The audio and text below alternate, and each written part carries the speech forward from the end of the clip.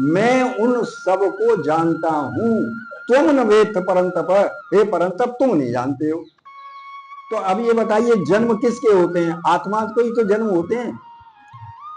तो जन्म बहुत उनके भी हैं और अर्जुन के भी हैं। तो अर्जुन भी आत्मा है और वो भी आत्मा है, दोनों में से ईश्वर कोई नहीं है। तो श्री कृष्ण ईश्वर के अवतार नहीं है, ईश्वर उस समय के महापुरुष हैं। ये ऋषि दयानंद ने भी स्वीकार किया और उनके कामों से भी, और वो खुद कह रहे हैं कि मैं ईश्वर नहीं हूं, सर्वव्यापी ब्रह्म है। और एक बात और आप विचार कर लो, ईश्वर निर्विकार है। बोलो ईश्वर निर्विकार है या नहीं है? ईश्वर में कोई विकार नहीं है, न ईश्वर में जन्म का विकार है, न मरने का विकार है, न खाने का विकार है, न पीने का विकार है। तो ईश्वर निर्विकार है। अच्छा, श्री कृष्ण का विवाह हुआ है, तो विवाह विकार है या निर्विकार है? मनुष्यों के विवाह होते हैं, ईश्वर का विवाह का तो सवाल ही नहीं, वो तो निर्विकार है, निराकार है, उसमें कोई विकार ही नहीं है ईश्वर में। तो ईश्वर शरीरधारी नहीं है, वस्त्र वो नहीं पहनता, खाना वो नहीं खाता, बीमार वो नहीं पड़ता, जन्म वो नहीं लेता, मरता वो नहीं, वो तो नित्य है, शाश्वत सत्ता है।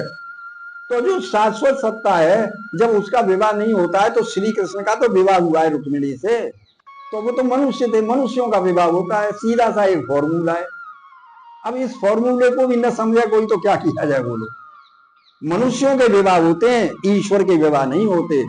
इसलिए पौराणिक जगत इस बात की भ्रांति में है कि वो ईश्वर थे, ईश्वर नहीं थे, महान पुरुष थे, सद्गुणी थे, उनके अंदर गुण बहुत अधिक थे, इसलिए वो जनता के अंदर ख्याति प्राप्त हो गए। आप सबका बहुत बहुत धन्यवाद है कि आप लोग यहाँ आते हैं और ज्ञान की चर्चा होती है।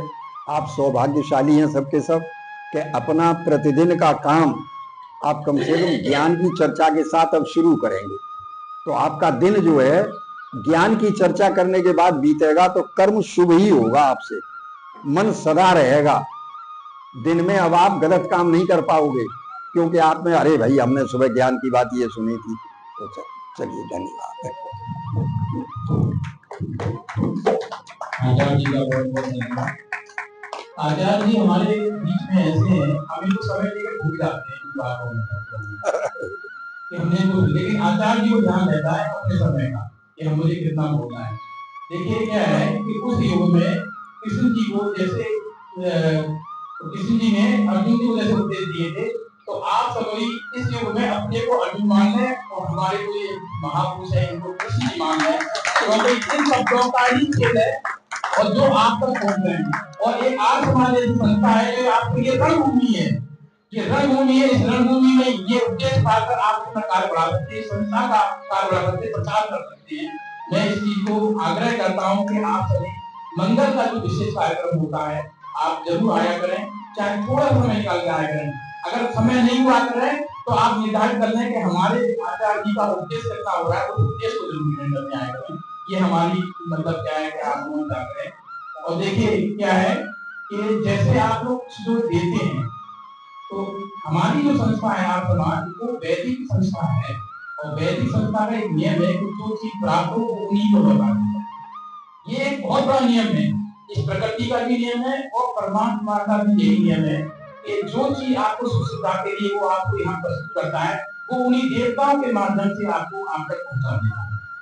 ऐसे ही हमने आपके लिए जो आपने हमें दान दिया था, तो हमने आपको मतवाला ये करना थोड़ी सी करवा दी है आपकी सुविधा के लिए। इस मुरली मनोहर का भी सम्मान करो, ये टेप रिकॉर्ड करता है और यूट्यूब पे डालता है। और ये सुविधा इसलिए बनाई गई कि आपने हमें दान दिया, हमने आप अपना जन्मदिन बनाए। हम प्रतिबद्ध हैं आपके सार समाज के बालाजीपुरम में जो हमने कार्य किया है कि आपकी सुख सुविधा के लिए आप अपना जन्मदिन बनाए, वार्षिक पर, और जब जिस दिन मन करे कि आज हमें कोई कार्यक्रम कराएं, आप सूचना दें, हम आपकी पूरी व्यवस्था करेंगे। आप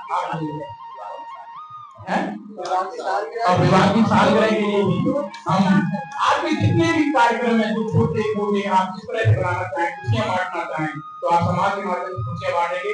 तो मेरा ये पूरा अनुमान है और पूरा मैं सत्य के साथ कह सकता हूँ कि आपकी खुशियां डबल हो जाएंगी, बहुत डबल हो जाएंगी।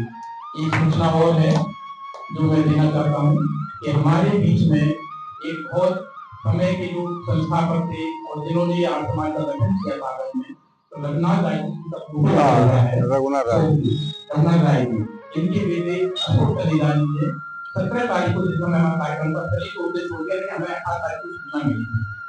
तो हमने कल उनका शव यात्रा का पूरा ये का उनका अंत्येष्टि कार्यक्रम हो गया है। आज काफी और 4 बजे से 5 बजे तक साकेत कॉलोनी प्रेम मंदिर जो बना हुआ है, सिक्योरिटी कॉलोनी में जो बना हुआ है हमारे लिए, भाई साहब थोड़ी सी बात करेंगे उनके लिए। और एक थोड़ा सा 2 मिनट का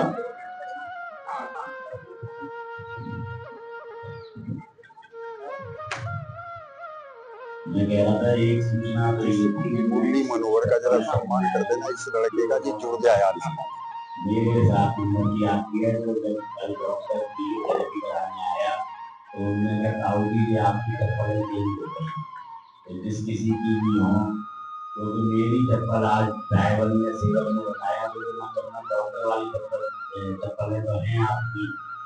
दूसरे आप सभी लोगों ने 400 बार करा दिया, आप समाज में इस बार 422 लोग आए। जो हम लगातार करेंगे, जो 30, 31 और पहली फरवरी, 30, 31 जनवरी और पहली फरवरी का जो कार्यक्रम है उसमें मैं 600, 650, 700 आदमी तक सिस्टम बन जाएगा पहुंचा दूंगा। क्योंकि 50 लोग जनक पार्क के जोड़ूंगा इसमें और सारे समाज के लोग सहयोग करेंगे। इसमें तो बहुत से नहीं आ पाए, किसी की मजबूरी होती है, किसी की बात होती है, तो उस समय 3 दिन का कार्यक्रम है तो बहुत भव्य तरीके से मनाना है। एक सूचना और है कि 30, 31 और पहली दूसरी का दिल्ली में रोहिणी में प्रोग्राम होने जा रहा है। आप वहाँ सकते अक्टूबर में, ये जनवरी का था, अक्टूबर में होने जा रहा है।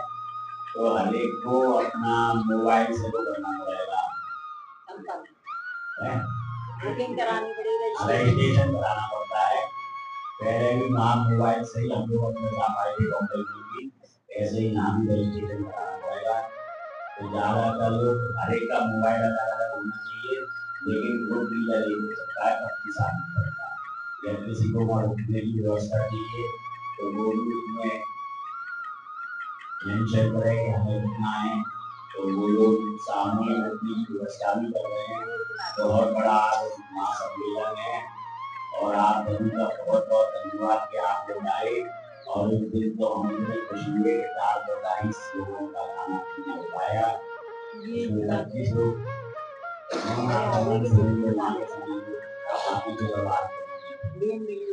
मैं कोशिश करूंगा आज गिरफ्तारी का नंबर ले लेता हूँ और का नंबर ले लेता हूँ, तो आप 2 मिनट का नाम करवा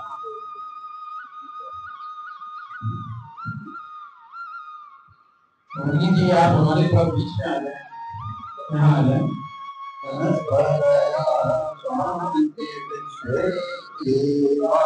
शांति ब्रह्म शांति सर्वं शांति शांतिरेव शांति सामा शांतिरेव।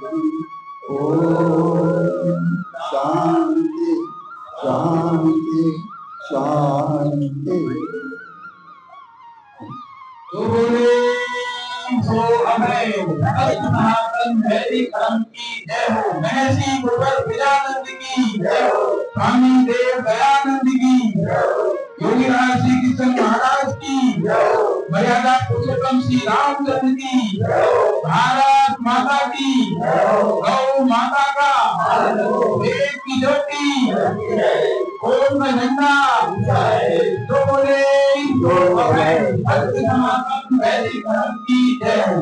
पहली नमस्ते परम पिता को जिसने जगत बचाया, दूसरी नमस्ते माता पिता को जिन्होंने दूध खिलाया, तीसरी नमस्ते प्यारे ऋषि को वेदों का ज्ञान कराया, चौथी नमस्ते अमर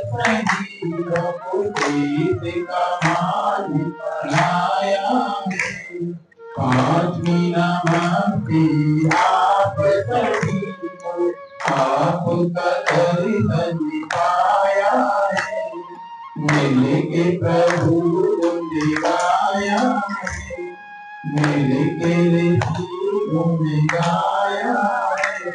प्रणाम बलि।